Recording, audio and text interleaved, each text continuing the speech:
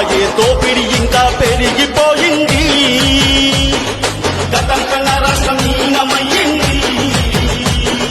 నాటి నుండి నేటి వరకు పేదల బతుకు మారలేదు మేలుకోరా తమ్మి ఇప్పుడైనా